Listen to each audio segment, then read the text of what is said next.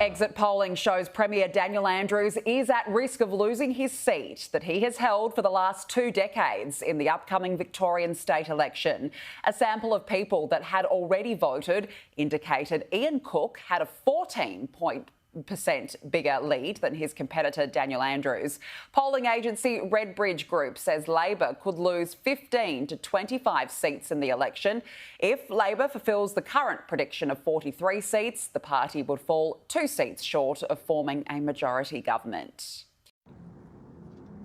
Morning everyone, just a quick funny fact I just found out. So I just came back from Victoria and I couldn't help but notice when I was at Ian Cook's polling booth, there was a situation where I looked at Dan Andrews' how to vote card and I couldn't help but notice it has more blue than almost the Liberal Party's how to vote card. I was looking at the how to vote card and the first thing I noticed was the colouring. Obviously there's a lot more blue on the Liberal Party's one, but Labor really are not wanting to associate themselves with the colour red.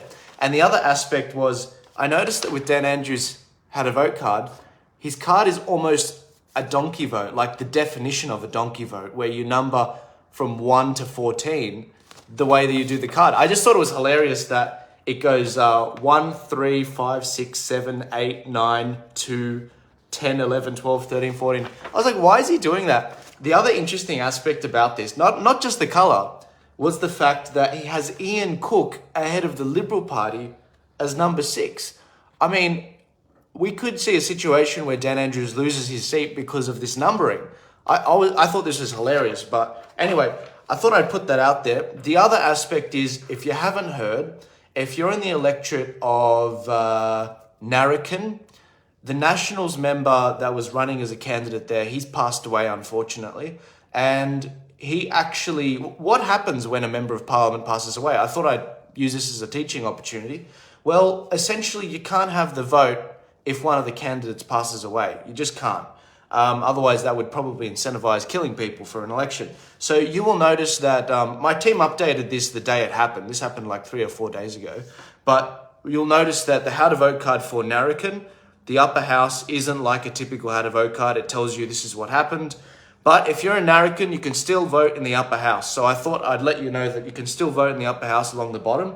But in the lower house, you will notice that you can't vote because obviously a candidate's passed away. The typical voting card that you'll see is this. Thank you everyone that's been downloading these. They've been popping off. We've already hit what we did federally with the how to vote cards.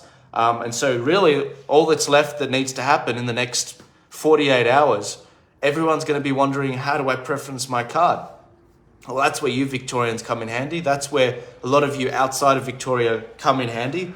Send them the link. Send them the link to the How to Vote card site.